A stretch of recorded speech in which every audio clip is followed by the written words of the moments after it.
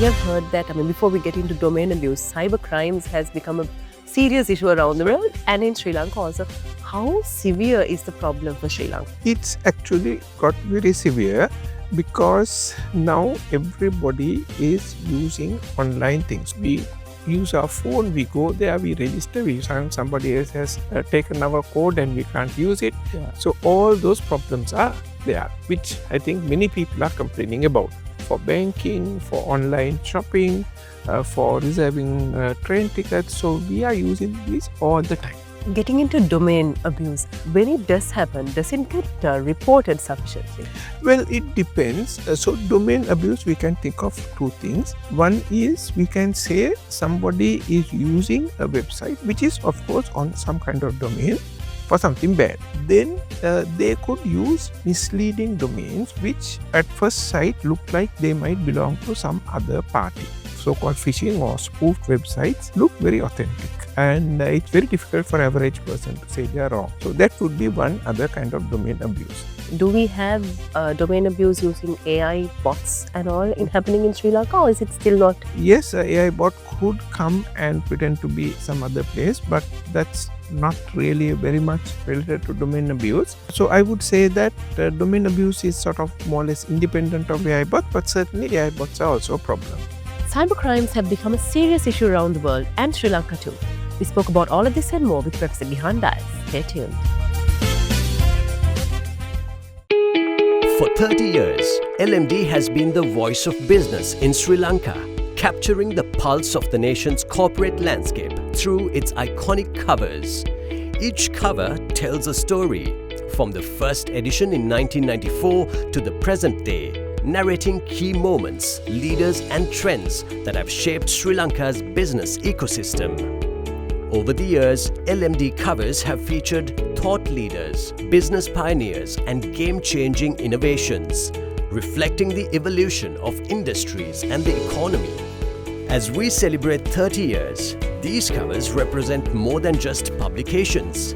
They are a testament to LMD's legacy of excellence in business journalism and its unwavering commitment to being Sri Lanka's leading voice of business. LMD, Sri Lanka's voice of business, a legacy of 30 years.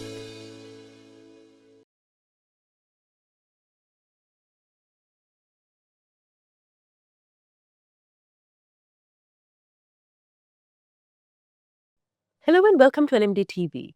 The topic of conversation today is mitigating domain abuse, and I'm here with Professor Gihan, who is the CEO and Domain Registrar of LK Domain Registry. Welcome to our show, Professor. Thank you, Ruwandi. If I start off with a very introductory kind of question, we have heard that, before we get into domain abuse, cyber crimes has become a serious issue around the world and in Sri Lanka also. How severe is the problem for Sri Lanka? It's actually got very severe because now everybody is using online things. So we are using our computers to some extent, but even more our phones to do all our day-to-day. So let's assume something which is in our mind these days, the fuel pass system, the code system.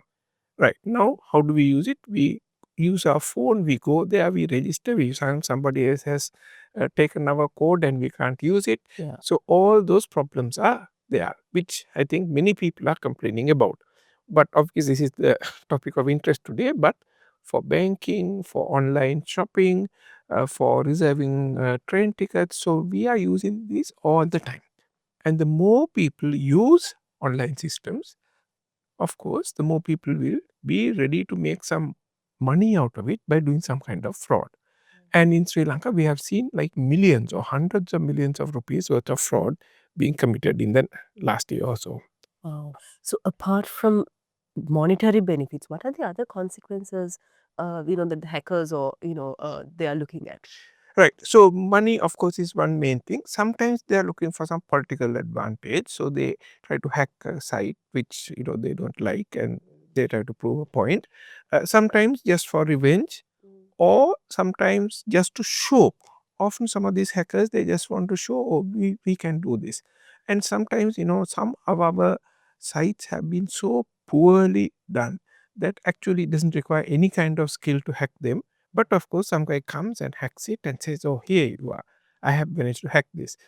So that those will things. And also, of course, sometimes, for example, to harass somebody or to extort money from them or whatever, people also do that, like changing your photograph on Facebook or somewhere, and basically to harass people.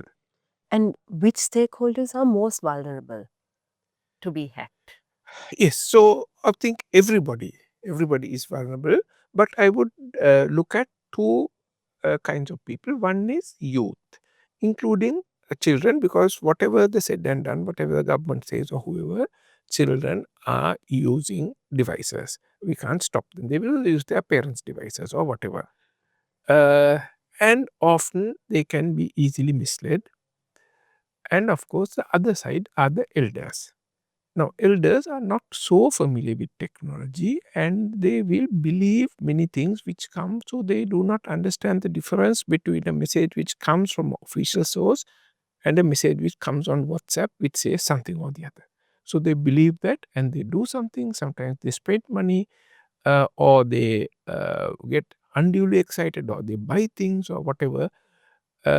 So I think those two would be there. But of course, everywhere in between also, our 20-year-olds, 30-year-olds, everybody will be getting hit by these camps. Wow. And what about organizations?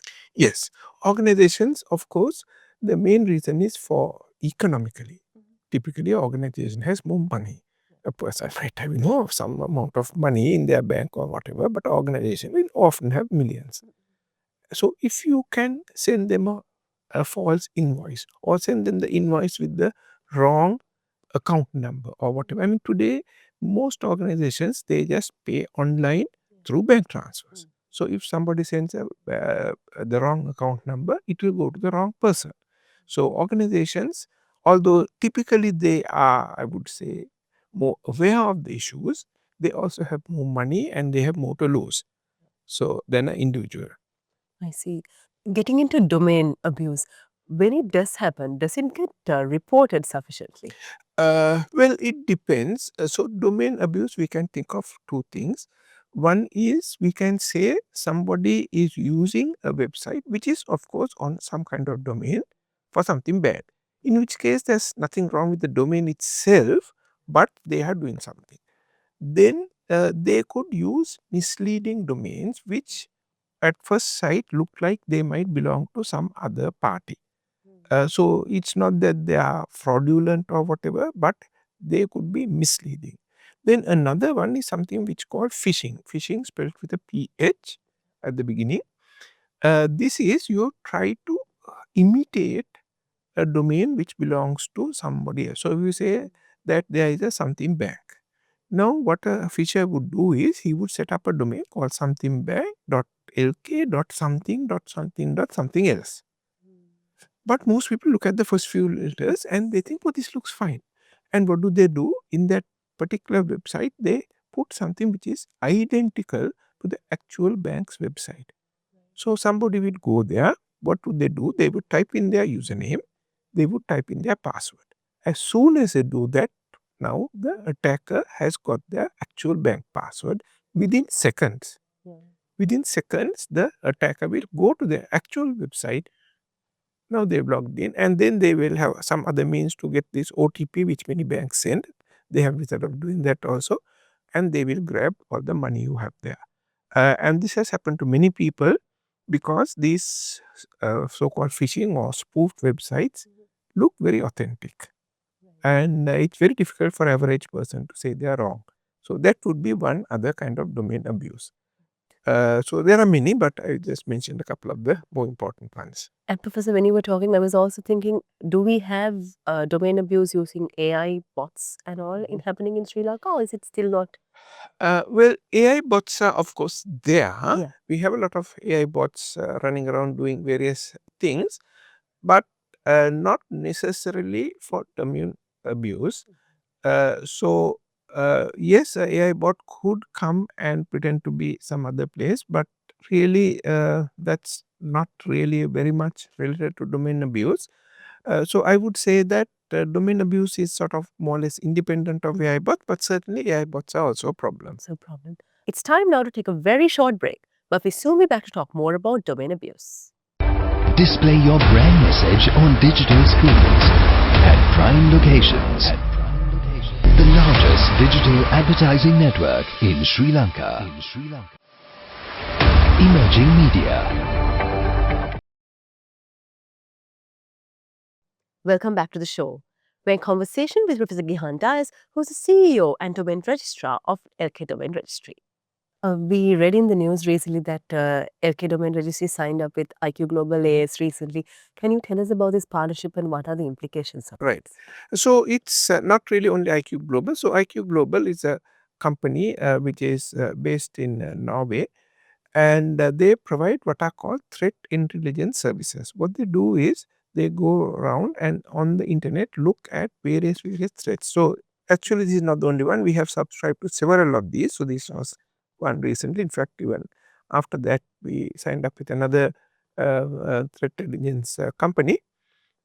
So these guys all send us information about our domain. So I mean, so obviously they have information about everything, but we have told them if they see anything about .lk, let us know.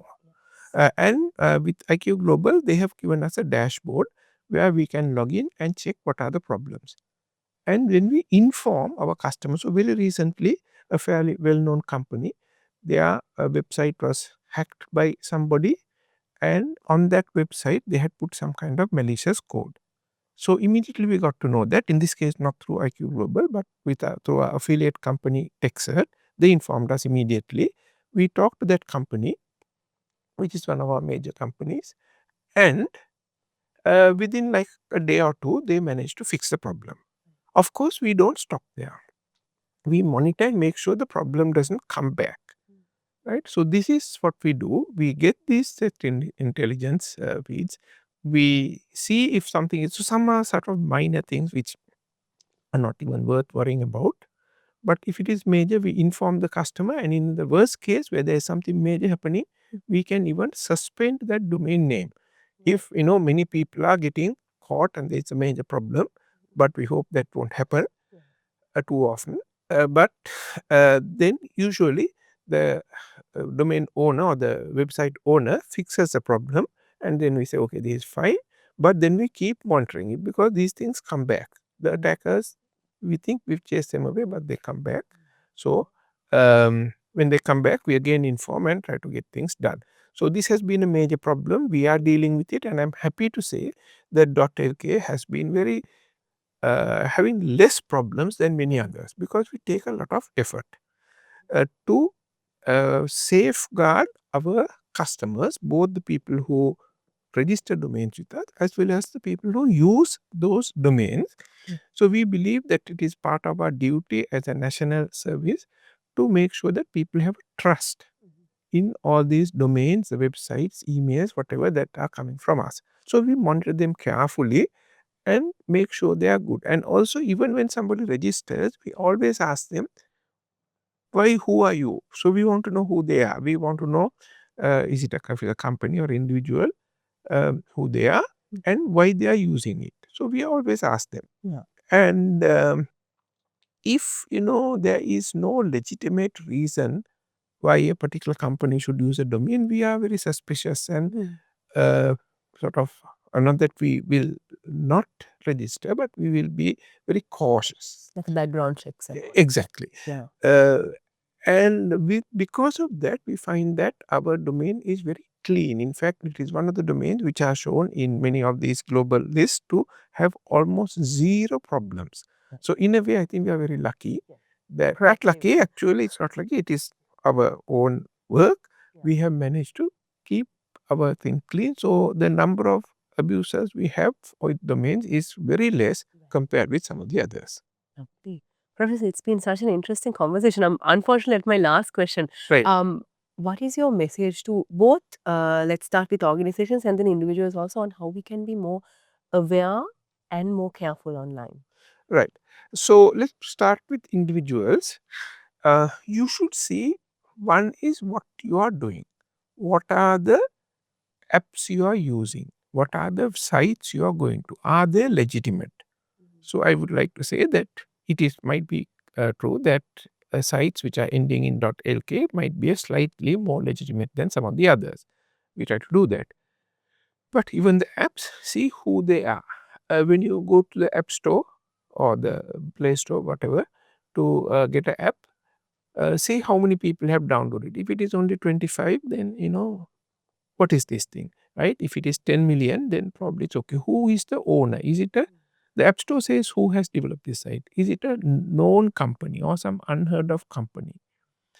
And look at the reviews and see, okay, what have people said? And how long has it been there? Is it something which came last week or has it been there for 10 years and it's, very stable? So those are for apps. For websites also, see who it is.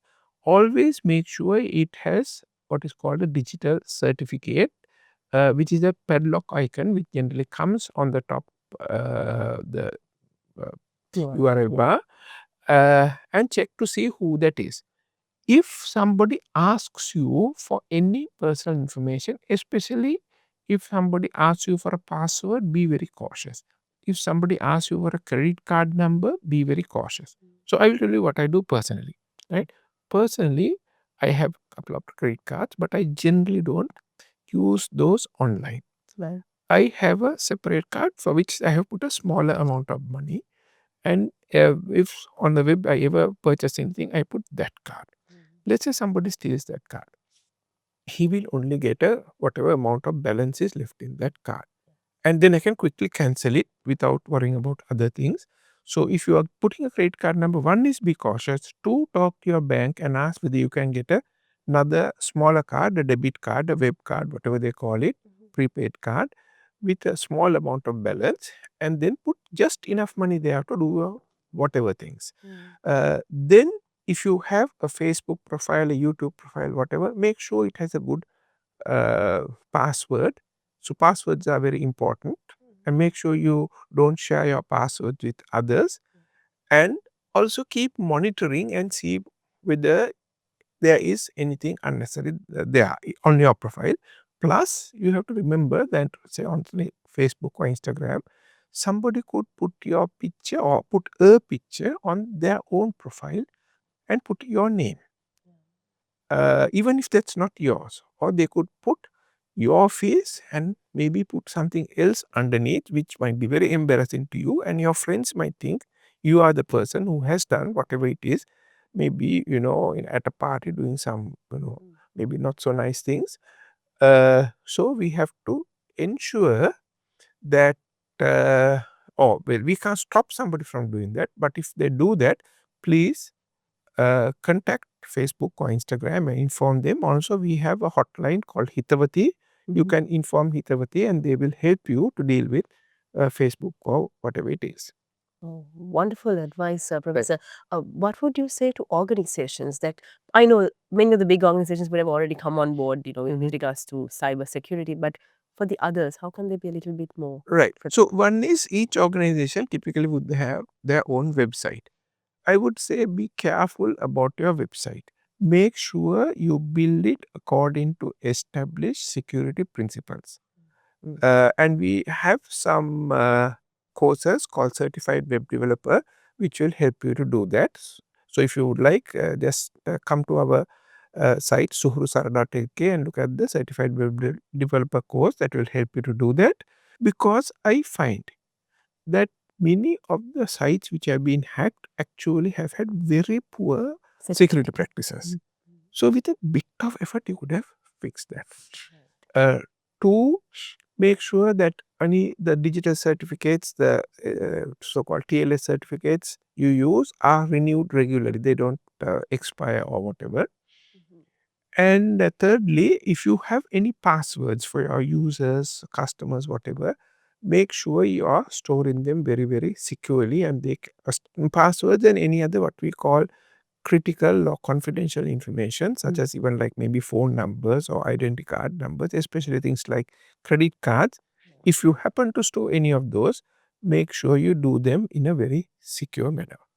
We've been in conversation with the CEO and Domain Registrar of LK Domain Registry, Professor Gihan. Thank you very much, Professor. It was a very insightful interview. Thank you. It was very good. And thank you to all our viewers for joining us. Until next time, take care. Don't forget to subscribe to our YouTube channel and follow us on Facebook, LinkedIn, Instagram and X. Thank you for watching and stay safe.